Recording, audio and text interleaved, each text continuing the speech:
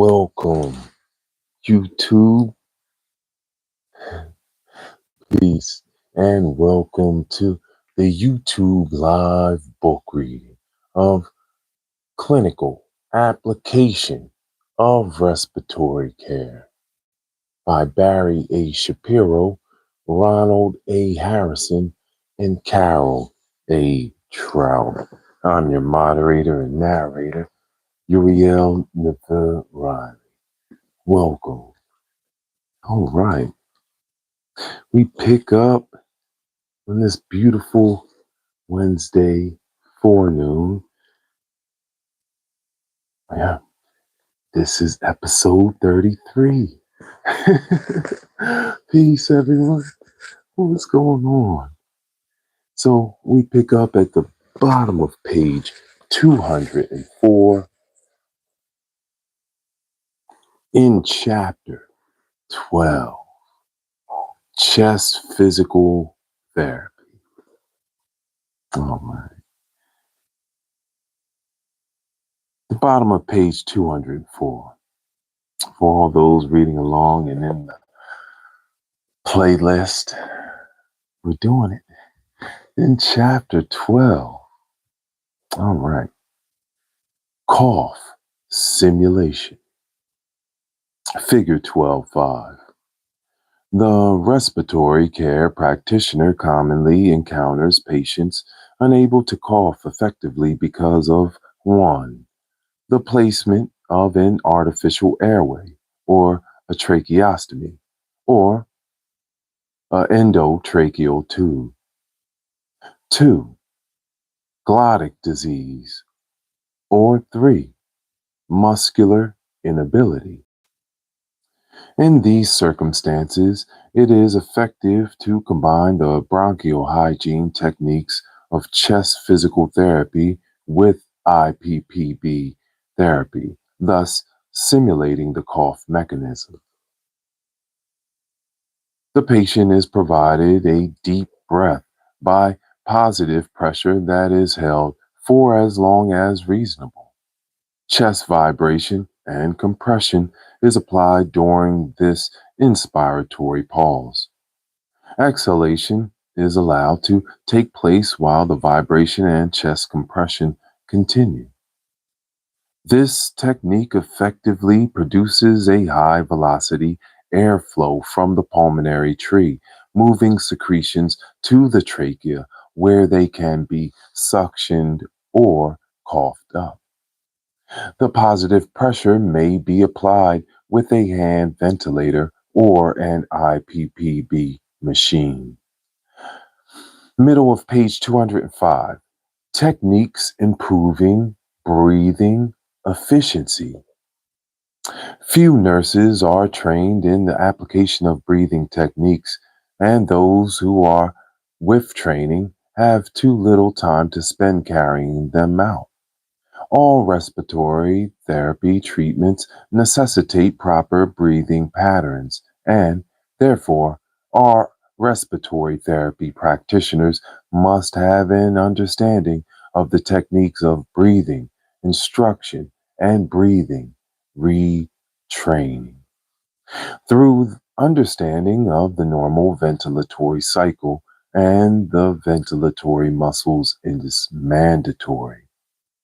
Normal inspiration is accomplished primarily by contraction of the diaphragm. This results in an increased thoracic volume and a greater subatmospheric intrapleural pressure. This transairway driving pressure, see chapters 3 and 21, results in gas movement toward alveoli. Recall that normal expiration is entirely passive, depending upon the elasticity of the chest wall and lung itself. See chapter 3. With unlabored inspiration, one observes 1. Rise of the abdomen because of the dissension of the diaphragm. Remember, the diaphragm, when we breathe on inhalation, will pull down and out.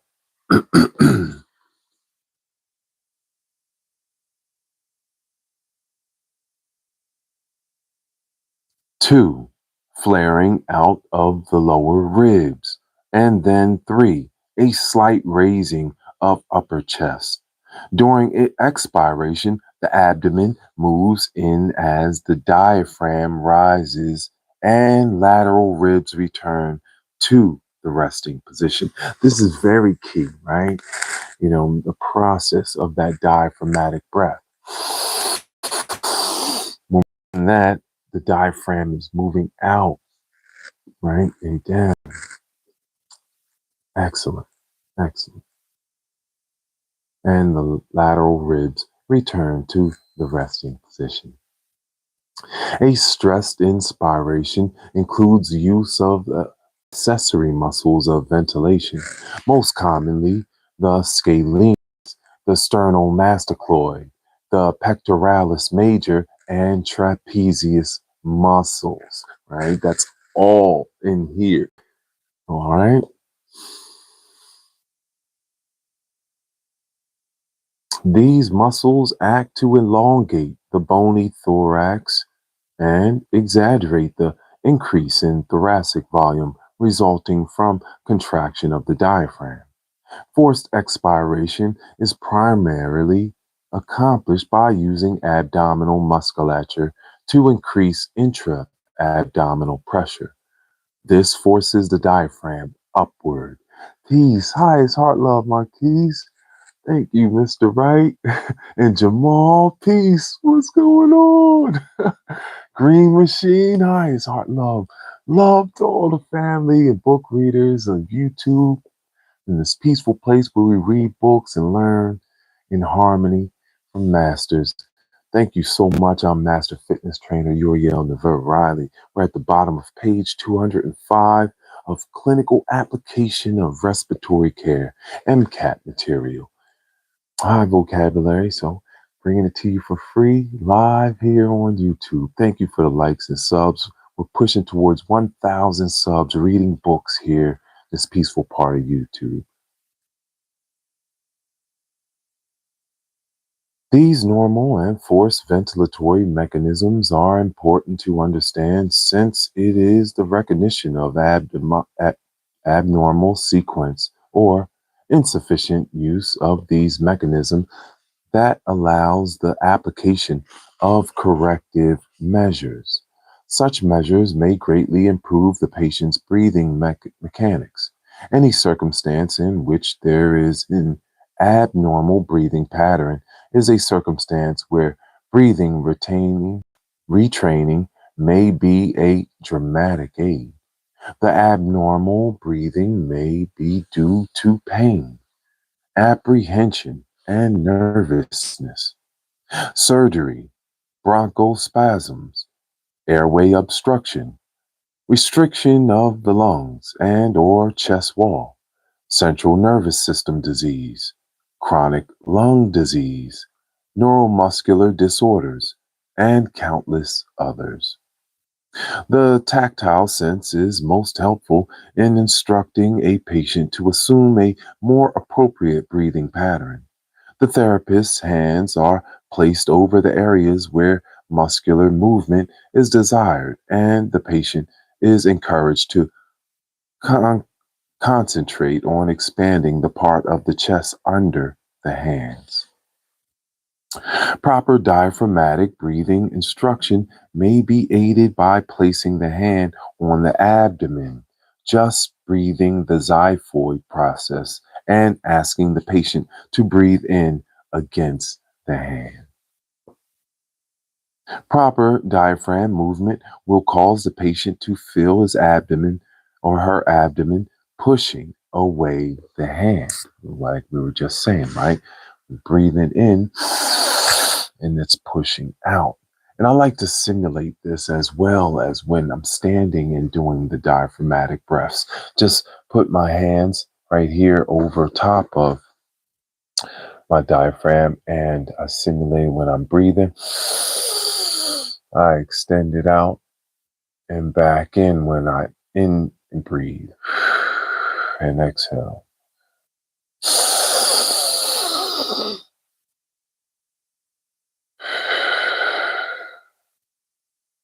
just like that. And, it helps you feel for that breath and that diaphragm pushing out, making sure that we're breathing down to the diaphragm, okay? And not from the chest area as much. Proper diaphragm movement will cause the patient to feel his or her abdomen pushing away the hand. Relaxed shoulders and a slow, relaxed breathing pattern are essential to breathing instruction. For segmental breathing instruction, the therapist's hand is placed on the chest area to be expanded. The patient is encouraged to breathe deeply and to preferentially send air to that area of the chest where tactile stimulation is being applied by the therapist. On expiration, moderate compression is applied, which would help the expiration, right? The intrathoracic pressure. Yes, peace, Marquise. Eyes, heart, love. Thank you guys so much for the likes and subs. My mods are in the building. Thank you so much. He said, keep going, bro. Much love. Thank you.